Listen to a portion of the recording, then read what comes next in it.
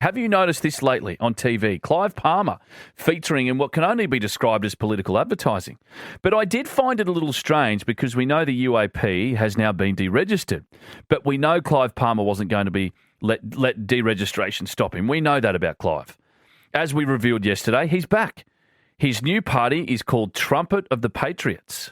Of the Patriot, I should say. And he says the party will adopt many of the policies of the US President Donald Trump.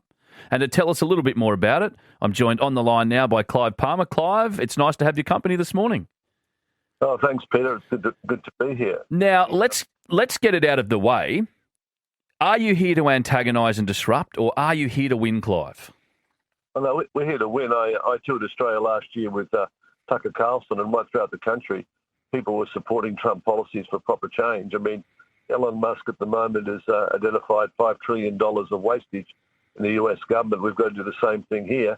And everywhere I went throughout Australia, I was welcome to Australia, welcome to our own country, which was a bit of embarrassment with Mr. Carlson. I don't need to be welcome to Australia. We need to respect all of the people from all of the countries of the world that have made this a great country, not just one sector. I don't like that policy. I don't like the idea that we've got this transgender movement in Australia where, as Donald Trump says, a man is a man and a woman is a woman. I don't like my daughter at school having a guy in a dress telling her to question her gender when she's only 8 or 9 or 10 years old. I think these are some of the things we need to change, but we need to get our whole economy moving and bring back the reality of life to the economy. Now, Clive, I don't think there'll be too many people that disagree with you in terms of cutting some spending, getting on with the job. I think there'll be plenty of people that are a little bit scared of you adopting some of the policies of Donald Trump, and we know that because we know that there's a lot of people here in Australia that are scared of Donald Trump for some reason. But anyway, the reason I asked you about being an antagonist or whether you're going to disrupt, because at the last election, you spent $100 million and you only really had one seat. You're only successful once. I mean, it's a lot of money, Clive. Are you willing to double down on it and go again? Well, we're willing to do what's necessary to protect and defend the Australian people. At the last election, our main policy was to say the vaccine was bad and that the government was going to increase interest rates on all Australians and put them into spend. But it didn't work, Clive. That's the issue. It didn't work then. Yeah, well, hold on. Let me finish. It did work, because over 5 million Australians didn't have the vaccine. That's how we judge it. They were all saved from it. And we've seen the Governor of the Reserve Bank said that interest rates wouldn't go up, and now we know they did. So we wanted to inform people about what was happening.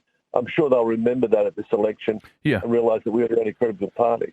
But Clive, I mean, it wasn't really that successful because you would have had more seats had it been that successful. And look, Clive, I get along with you quite well. I've been to your press conferences. I think some of your ideas are good, but the facts don't lie. I mean, you spent a lot of money and you were only successful in one seat. That's all. Look, well, I don't think that's true. We had the balance of power in 2013 in this country. Had 3 senators. So, that was that particular election under COVID, and we were right on the issues. So you don't just stand in for Parliament to win seats.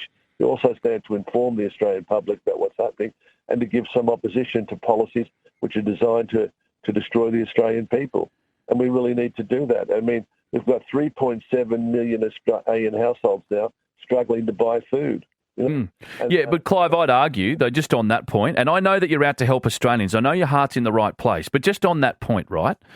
Wouldn't you say that $100 million would be better spent rather than trying to take a tilt at Parliament, using that $100 million to help Australian households? I think, Clive, and I'm just speaking, this is my opinion, I don't know how people else feel, but more broadly and hypothetically, I reckon more people in this country would rather you spend that $100 million on building hospitals in Australia, building housing, particularly here in Queensland, because I know you care about us here, Clive, we know that, but don't you think that money would be better spent rather than wasting all of this time? I know I've seen your ads, you're advertised here, I've seen them, you're spending a lot of money, but I just don't think you're going to get the seats you think you are. Why not spend the money on helping us?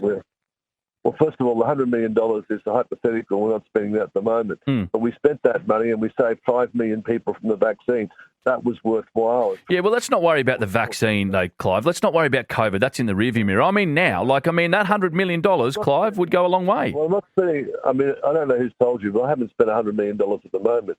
But I will spend what's necessary to save our country and to bring it out of the malaise it's in. And, of course, Albanese's declined our living standards every year for the last 3 years.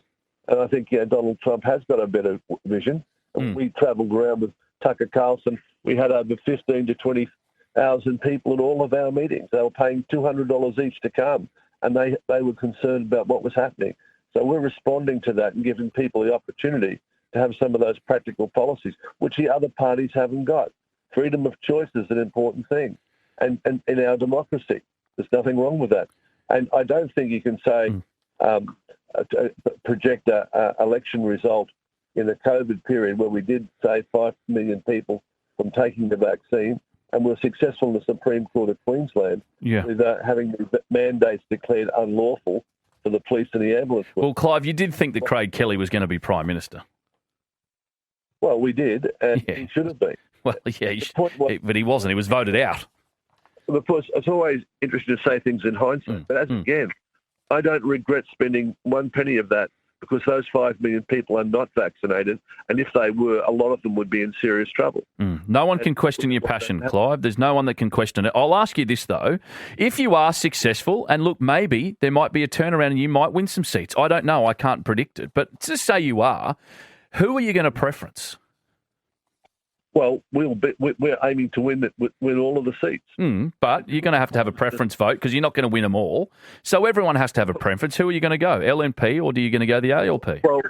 Well, the party's just launched. We've got 10,000 members, Australians that joined yesterday, and I'm merely the chairman of the party. I'm not standing for Parliament. We've got a federal leader, Sue Ellen Wrightson. I'm sure she'd love to come on your program. I'd have her on. I'd be happy to have her on, Clive. Organise it. I'd be happy to have her on. I'll say I'll get her to ring her, but she's running the campaign. She's standing against Albo and Dutton and should be well worth interviewing. But, the most important thing is to have freedom of speech in our country and to protect the freedoms that have been fought for in 2 world wars. We can't let those things go. So what are your key policies? We say freedom of speech. You're going to talk about, obviously, spending. You're going to talk about, is gender going to be one of them? Oh, yeah, gender's one of them. We're saying that, that we need to, a man is a man, a woman is a woman. And we need to focus on those 2 genders. We don't want some of these crazy woke policies. That's certainly one. Another policy, of course, is not being welcomed into your own country and not recognising people you've never met or who've never contributed to our society. And recognising people who have come from Europe, from Asia, all parts of the world that have made Australia great in the past, and the descendants are living here today, recognising the contribution that they've made to our country and telling the real history about Australia, rather than being diverted on other, small social things. But most importantly, growing our economy, and of having less money spent in the public sector and more in the private sector that creates real wealth. Well, Clive, as I mentioned, no one can ever take your passion away from you. I know you're passionate about this country. You're very passionate about Queensland in particular. I would like to speak to you again during this election campaign. I know you're not running yourself. I'd like to speak to your candidates and you're always welcome on this program. Okay, thanks a lot, Peter. All the best. Good on you, Clive. There he is. That's Clive Palmer. As I mentioned, you could never question Clive's passion, but what I will question is whether or not this is going to be an antagonist campaign or it's going to be serious. Let me know. Would you vote for Clive Palmer's party? It's called Trumpet of the Patriots.